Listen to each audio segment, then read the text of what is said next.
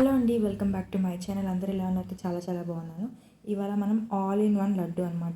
Hair ఫాల్కి, skin ఇష్యూస్కి, బాడీలో వీక్నెస్కి, విటమిన్స్కి, ప్రోటీన్స్కి, ఫైబర్కి all in one laddoo recipe చేద్దాం. నేను ఒక 1 కప్ మెజర్మెంట్స్తో అన్ని సీడ్స్ ఈక్వల్గా తీసుకున్నాను. నాకు ఫేవరెట్ ఉన్న సీడ్స్ స్వీట్నెస్ కోసం కొంచెం ఒక 5-6 డేట్స్ అయితే తీసుకున్నాను. నేను స్వీట్ చాలా తక్కువ తింటాను, మైల్డ్గా టేస్ట్ తగ్గడానికి.